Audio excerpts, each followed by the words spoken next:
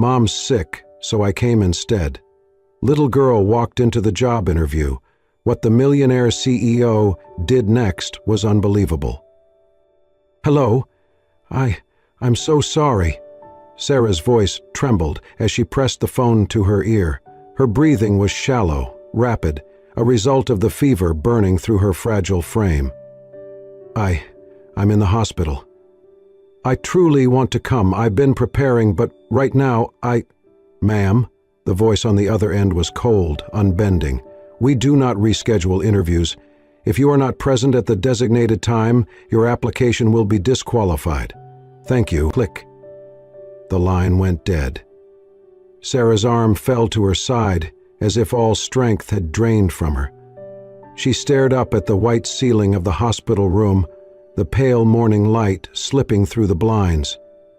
Her vision blurred, but not from the fever. Her heart sank deep into her chest. Slowly her gaze dropped to the worn leather bag clutched against her side, her lifeline.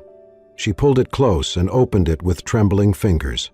Inside was her resume, carefully typed and printed the night before, protected in a clear folder. A tiny, hopeful note she had written to herself rested on top. This is the start of something better. Tears rolled silently down her cheeks. Please, she whispered, barely audible, do not take this chance away from me. My daughter needs this. She deserves more. In the quiet corner of the room, a little girl sat curled on a plastic hospital chair, legs swinging above the floor. Her name was Lily. She was 4 years old, with hair the color of honey and eyes as blue and bright as the morning sky. She had watched her mother make sacrifices every single day, watched her come home late from the diner, exhausted, only to sing lullabies before bed. Watched her fix their broken toaster with duct tape and a spoon. Watched her skip dinner so Lily could eat. And now, Lily had watched her mother cry. She did not speak. She simply sat still, small hands clenched on her lap, her face serious beyond her years. When Sarah fell asleep, finally overtaken by medication and fever, Lily stood on the chair, leaned over, and gently brushed a strand of hair from her mother's damp forehead.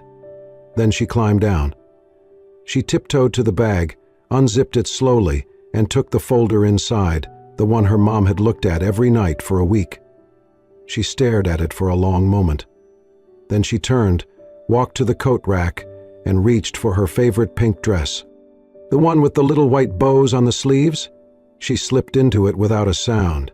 Then, with both hands clutching the oversized folder, she padded out of the hospital room and down the hallway, past nurses and patients and the coffee machine that never worked. No one noticed her. No one stopped her. She found her way to the ground floor and out into the city morning. Cold wind pushed against her small frame, but she didn't flinch. She knew where she needed to go. She had seen the building on the brochure her mother had taped to the fridge. The city bustled around her, strangers moving too fast to notice the little girl walking alone, determination in every step. She crossed streets with the confidence of a child who believed in her cause. She took the right bus because she remembered the number. She held the folder tight against her chest, as though it contained magic, as though it could change everything. 40 minutes later, Lily stood in front of a tall glass building, towering into the sky like something from a movie. The letters on the front read, Braden & Co. Global Solutions. She took a deep breath, then walked in. The reception area at Braden & Co. was buzzing with the usual early morning rhythm, footsteps clicking against the marble floor, quiet conversations, the hum of elevator doors opening and closing. Behind the front desk, Charlotte, the receptionist, was flipping through her schedule for the morning interviews when a small shadow appeared across the marble. She looked up. A little girl stood there, no taller than the counter itself. She wore a soft pink dress with white bows at the shoulders, white socks bunched just above her shoes, and a tiny red clip holding back a strand of honey blonde hair. Her blue eyes were wide, curious, and utterly serious. Charlotte blinked, unsure if this was someone's child who had wandered away from a visitor. "Sweetheart," she said slowly, leaning over the counter, "are you looking for someone?" The girl nodded, clutching a folder almost half her size. "I'm here for the job interview," she said simply. There was a pause. Charlotte tried to process what she'd just heard. "Interview?" she echoed, stunned. "Yes," the girl said again, lifting the folder higher. "It's my mom's. She's really good, but she's sick today, so I came instead." Charlotte stared at her. Around them, a few employees slowed their pace, watching the scene unfold with growing interest. "What's your name, sweetie?" "Lily. And your mom's name?" "Sarah Parker." Charlotte quickly scanned her list. There it was, Sarah Parker, scheduled for 9:00 a.m., the last candidate of the morning. She hesitated. Okay. One moment, Lily." She pressed her earpiece. "Lena, could you inform Mr. Braden that he needs to come down? It's about the last interview. Just tell him it's important." "Very." Upstairs in the sleek, glass-walled executive office overlooking the skyline, Albert Braden sat alone at his desk. 32 years old, impeccably dressed in a tailored navy suit, he was known for being brilliant, ruthless in business, and as emotionally unavailable as he was successful. He had built his company from nothing, and along the way, lost interest in small talk, holidays, and anything that resembled family. He had dismissed most interview days as routine exercises in disappointment, until his assistant appeared at the door, a flicker of a smile tugging at her lips. "Albert, you may want to take this one in person." He raised an eyebrow. "Is it the Harvard grad or the ex-Google manager?" "Neither," she said. "It is. Very unique. Just come down." Albert sighed, stood up, adjusted his watch, and made his way downstairs. When the elevator doors opened, he was greeted by a sight so unexpected that he stopped short. There she was, barely taller than a fire hydrant, standing in the middle of the lobby like she owned the place. Lily. The moment she saw him, her face lit up. "You're the boss?" she asked cheerfully. Albert blinked. "Yes, I am." "I'm here to show you my mom's paper," she said, walking right up to him. "She's sick, but she really wants this job, and I think she deserves it." She handed him the folder with both hands. It was slightly smudged, the corner bent, but he took it. The room was silent. Dozens of people held their breath. Albert looked at her for a long second. Then, for the first time in years, the corners of his lips tugged upward, just barely, but enough to be real. He turned to Charlotte. "Clear my schedule for the next 15 minutes." Charlotte blinked. "Sir, I am conducting an interview." He turned back to Lily and gestured toward the hallway. "Shall we?" She beamed and nodded. Inside the conference room, Albert pulled out a chair for her, twice her size, but she climbed up with practiced confidence, placing her feet on the bar below. Albert took his seat across from her and opened the folder, scanning the resume while occasionally glancing at her. "So, Lily," he said, adjusting his tone, "tell me why your mother wants to work here." Lily leaned forward slightly, resting her hands on the edge of the table. Her voice was clear, not rehearsed, just honest. "Mama works really hard," she said. "She does not buy anything for herself. She always saves money for me. She wants a job that's not just cleaning or waiting tables. She says she wants to use her brain again." Albert looked at her, unmoving. "She went to college, but she had to stop," Lily added, "because she had me." He blinked slowly, his jaw tight. "And you think she would do well here?" Lily nodded enthusiastically. "She's really smart and kind. She always helps people." Albert stared down at the resume again, this time reading every line more carefully. Then he looked back at the girl. "And why did you come here today, Lily?" She smiled. "Because Mama was really sad when she hung up the phone. She said she wanted to give me a better life.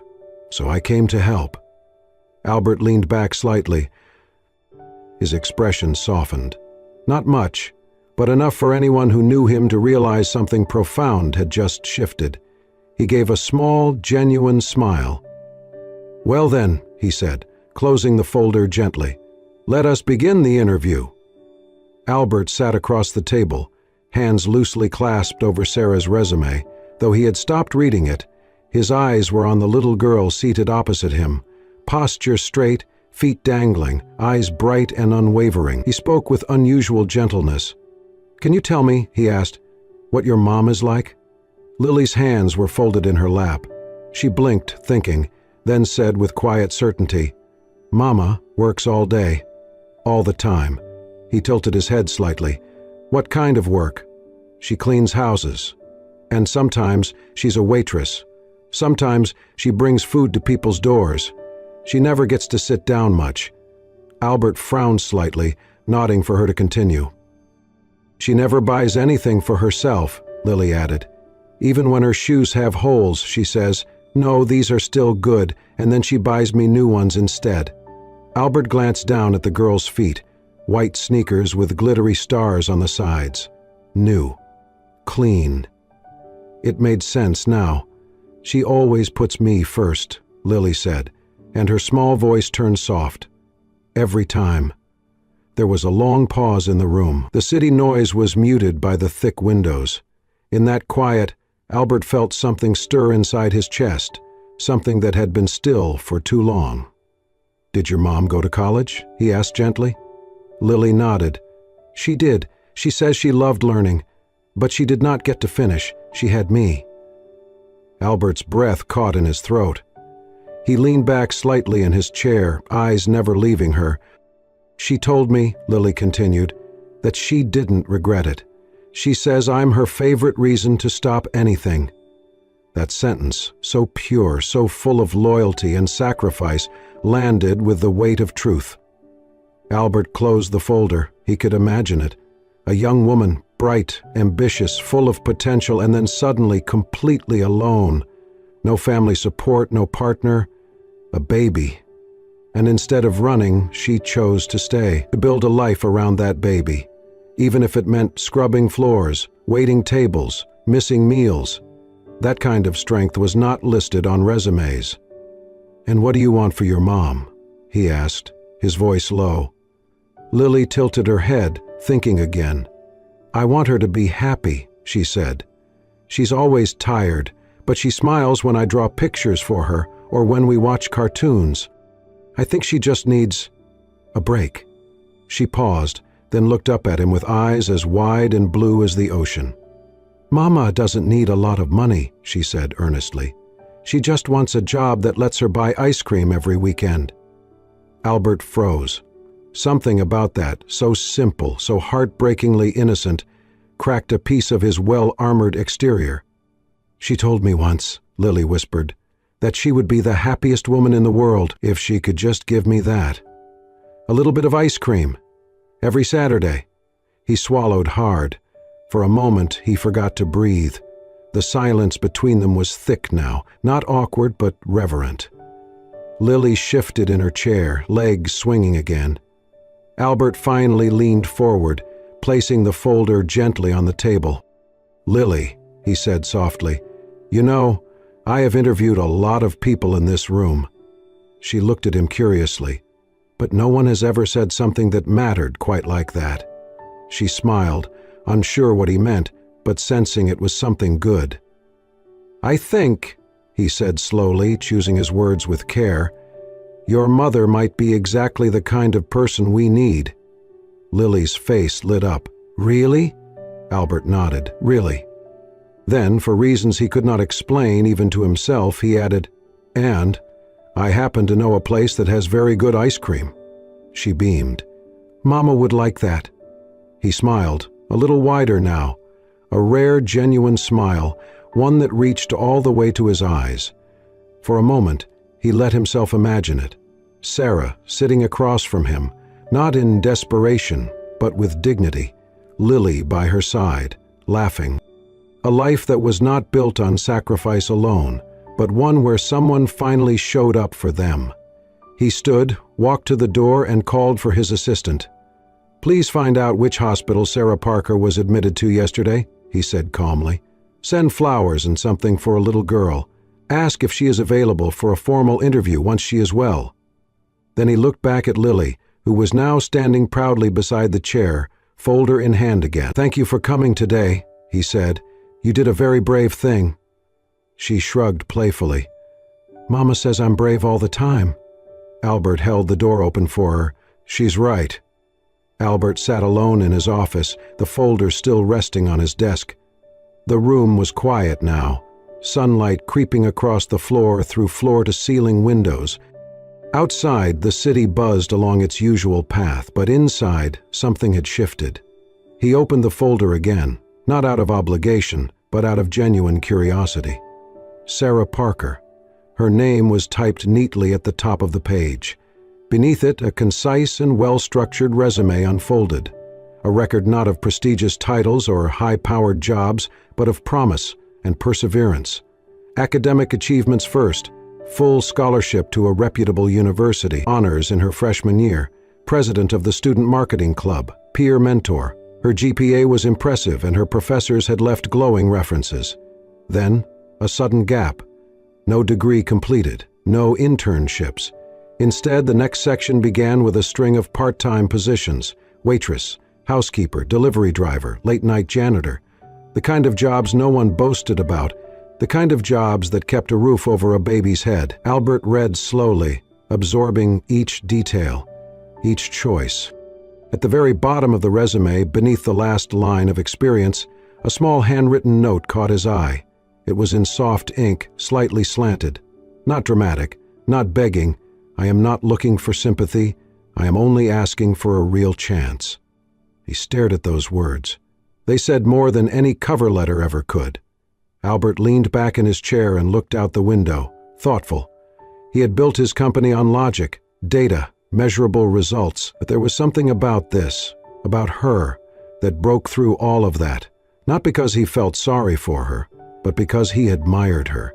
He saw the kind of grit that never showed up in traditional interviews, the kind of resilience born not from ambition, but from necessity, the kind of quiet strength that shaped not just employees, but leaders. He pressed the intercom. "Charlotte?" "Yes, sir?" "I need a delivery sent to City General Hospital." A pause. "Of course. What should we send?" Albert stood, walked to his bookshelf, and pulled out a small, gift-wrapped box he had once planned to give a colleague who had a baby. He had never used it.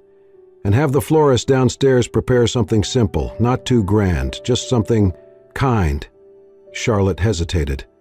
"Who should we address it to?" He thought for a moment, then said softly, "Sarah Parker." "And the message?"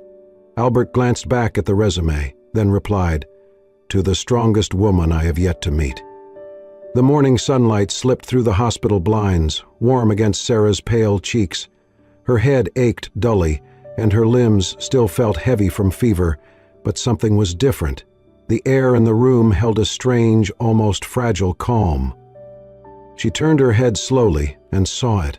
A small bouquet of wildflowers in soft pastel shades resting on the bedside table. Next to it was a neat little box, wrapped in simple cream paper with a satin ribbon. A note leaned against the flowers.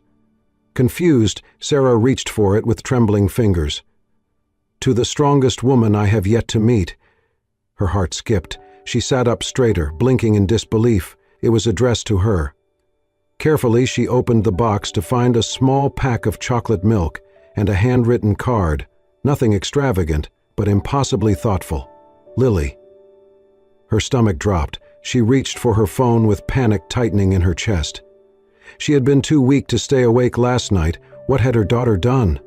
Fumbling, she dialed the company's number listed on the printout she had kept in her bag. A soft female voice answered. "Braden & Co., this is Charlotte speaking." "Hi, hello, this is Sarah Parker," she said, her voice still hoarse.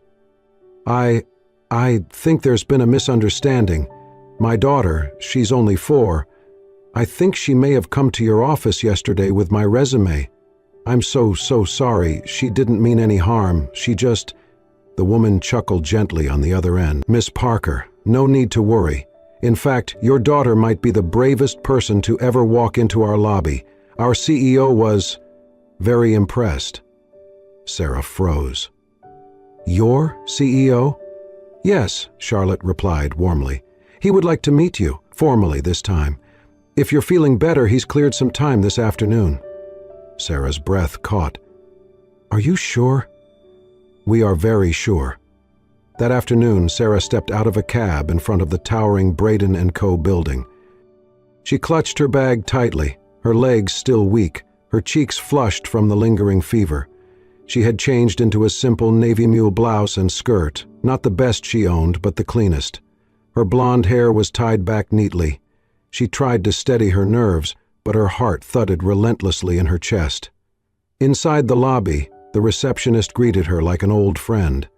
"Ms. Parker, welcome back," Charlotte said kindly. "He's expecting you." Sarah followed her through a series of quiet hallways and into an elevator. The silence inside the lift was filled with every kind of fear and hope she had carried for years. When the doors opened on the top floor, Charlotte stepped aside. "He's in there." Sarah nodded and walked in. The office was spacious and modern, filled with natural light. At the large glass desk near the window stood a tall man with dark hair and an air of calm precision, Albert Braden.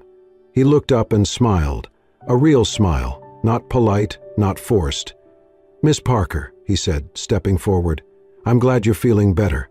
Sarah's eyes widened slightly. She felt suddenly very small in the room, aware of her flushed cheeks and trembling hands. "Thank you. I'm so sorry about my daughter." Albert raised a hand, stopping her gently. "There's nothing to apologize for," he said. "She gave one of the most compelling presentations I've ever witnessed." Sarah blinked. He gestured to the chair in front of his desk. "Please, have a seat." She sat, legs crossed at the ankle, bag on her lap like a shield. Albert sat down too, and for a moment he simply studied her. "You know," he said, tapping the folder on his desk, "I have read thousands of resumes, but yours came with the most remarkable letter of recommendation I've ever received." Sarah's lips parted slightly. Her heart thudded. Albert smiled again, softer this time. "She believes in you more than anyone I've ever met believes in anything." Sarah lowered her eyes for a moment, the heat rising to her cheeks. She's my whole world." "I can tell," Albert said, "which is why I would very much like to see what you can do here." Sarah looked up, hope flickering bright in her eyes. Sarah's first day at Braden & Co. felt like stepping into another world. The glass walls, the constant clicking of heels, the quiet hum of efficiency. It was everything she had once dreamed of, and everything she feared she might never be good enough for. Albert offered her a position as a junior project assistant. She had expected an internship, maybe a trial period of filing papers. But this was real. The team was polite but distant. Her clothes were modest, her shoes a little worn. She looked different, sounded different, and many of her co-workers knew, without needing to ask, that she was the one with the kid. Some whispered that she had been hired out of pity. Others simply ignored her. But Sarah didn't flinch. She came early, stayed late, took notes, asked questions. She soaked up every training video, read every company report, watched how the senior assistants moved, organized, followed up. Her fingers flew over the keyboard like she had never left school. And when she made mistakes, and she did, she owned them, fixed them, and never repeated them. Slowly, the tone began to shift. Someone asked her for help fixing a slide deck. Another asked if she could organize a meeting schedule. And then someone said thank you and meant it. But one person never doubted her, Albert. He never hovered, never micromanaged, but he watched closely. And when Sarah's name came up in meetings, he would lean forward, asking what she had contributed, how her ideas were received. He noticed everything. Like the day Lily had a fever and Sarah called in to say she might be a little late, Albert sent her a private message. "Family comes first. Take the time you need." Or the afternoon he noticed her skipping lunch and had his assistant accidentally bring an extra sandwich to the break room. Or how he made sure she was always seated at the table, not in the back, during project reviews. He never said anything directly, but she knew. And for the first time in a long time, Sarah began to believe in her own worth again. One evening, long after most of the office had gone dark, Sarah sat at her desk, finishing edits on a presentation for a major client. The soft buzz of the city lights glowed through the windows. Her eyes were tired, her fingers stiff, but she felt something rare, fulfillment. She did not notice Albert approach until he spoke, You work harder than most people who have been here 10 years. She looked up, startled, then smiled. Guess I have 10 years to catch up on. He gestured to the chair beside her desk. May I? She nodded. For a moment they just sat there, two people surrounded by quiet, the hum of the city below. Then Sarah spoke, voice low. You know, I never thought I would end up in a place like this. Albert looked at her, curious. Why not? She hesitated. I was in college, she said slowly. Marketing major, I loved it. I had plans, internships lined up. Then she took a breath. I met someone, thought he was everything, got pregnant in my first year. Albert's expression didn't change, but his gaze softened. I thought maybe we'd figure it out together, but... He left, disappeared. She paused again. My parents said I ruined everything, that I had embarrassed them. They told me to either give the baby up or leave. Albert didn't move. I left, she said simply, and I never went back. She looked down at her hands, twisting them slowly. I chose Lily. I chose to be her mother, but I had to let go of everything else, the degree, the apartment, the future I thought I'd built. Albert reached across the desk, gently placing his hand over hers. She froze, expecting sympathy, or worse, pity. But his voice was steady. I was left too. She looked up. I was 10, he continued. My parents died in a car accident. No siblings, no extended family who wanted a kid. I bounced between homes, learned to survive. I built this company because I wanted control over my life, but I never had what you have. What's that? She whispered. Courage, he said. You chose love, Sarah, even when it cost you everything. Her eyes filled with tears. I used to think I was weak, she said. You are anything but. They sat there in silence again, not needing to say more. In that quiet, something changed. Respect deepened, walls softened. And two people, long used to surviving alone, began to feel the unfamiliar comfort of being understood. Months passed, and Sarah's world slowly transformed. She had grown into her role with grace and grit. Colleagues who once looked past her now sought out her input. She was no longer just the assistant. She became the one who caught mistakes, offered quiet solutions, and delivered results with consistency and care. Her name carried weight, and it was spoken with respect. Albert watched all of it unfold. He no longer had to monitor her progress. Her work spoke for itself. But he still found reasons to check in, small excuses, questions he already knew the answers to, and when he walked past her desk, his gaze often lingered just a little longer than it should. It wasn't just Sarah he had grown attached to, it was Lily. Every Friday afternoon, Lily arrived at the office after preschool, skipping down the hallway like it belonged to her. She sat on Albert's office couch with coloring books, tiny shoes swinging as she waited for Uncle Albert to finish his calls. Sometimes, he canceled his last meeting of the day just to take her out for a milkshake. They had their rituals. She called him boss man when she wanted his attention. He called her the real CEO. At company picnics, she rode on his shoulders.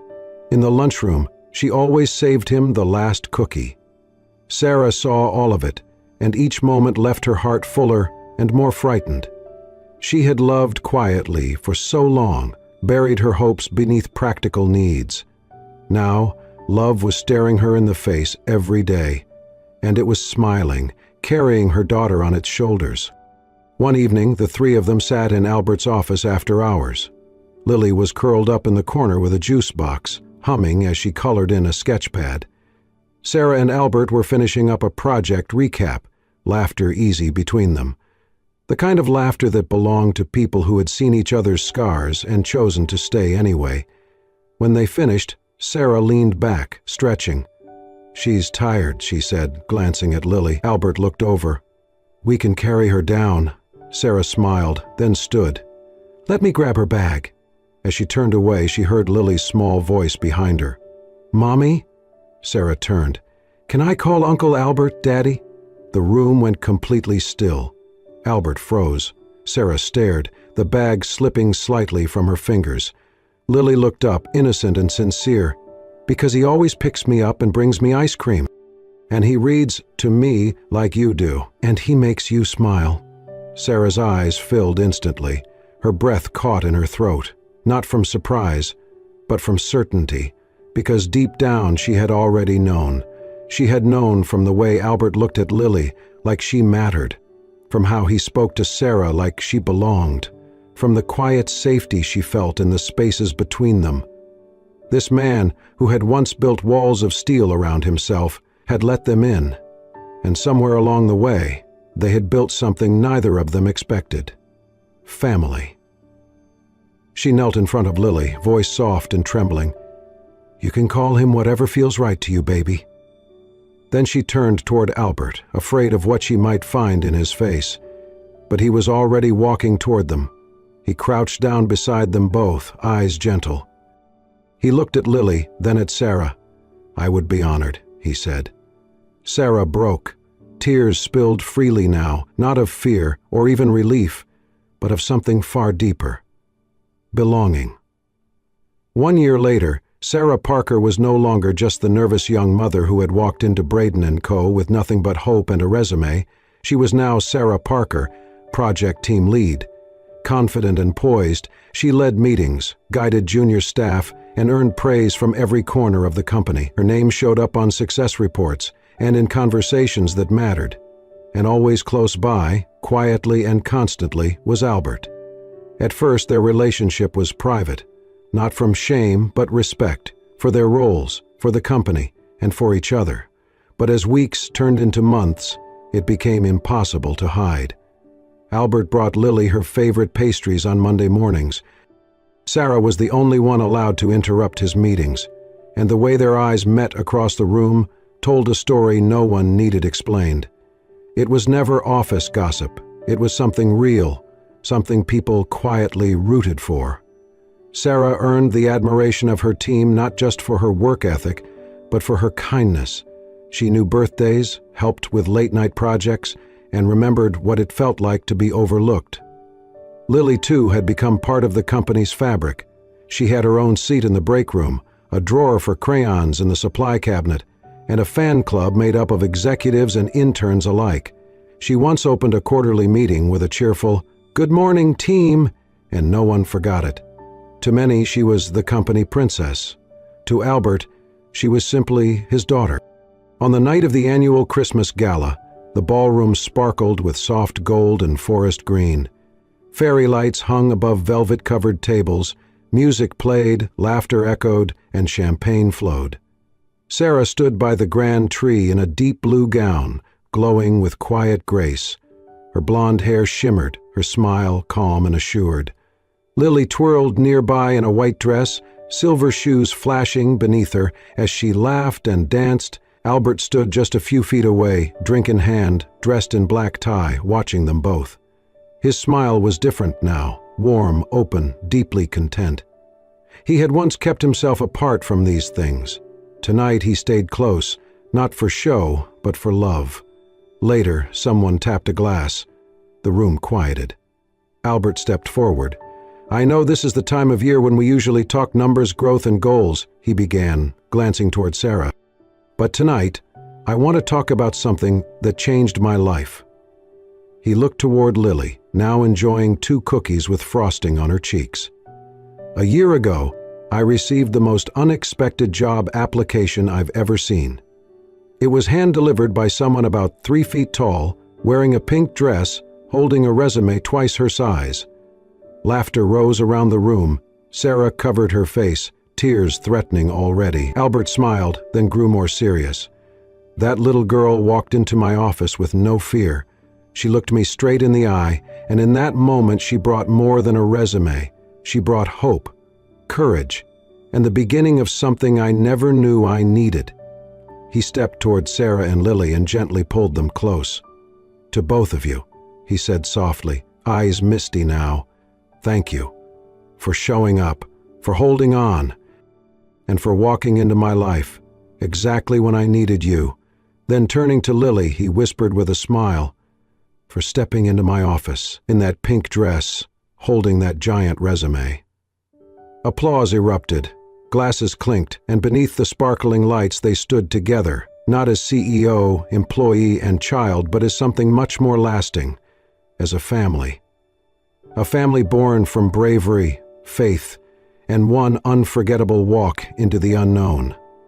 And so, a little girl in a pink dress, armed with nothing more than love, courage, and her mother's resume, walked into a world that wasn't meant for her and changed it forever. Sometimes, family is not about where we come from, but who walks beside us when life gets hard. And sometimes, love finds us in the most unexpected places, like a boardroom, a hospital bed, or the heart of a child. If this story touched your soul the way it touched ours, we invite you to become a part of our growing family.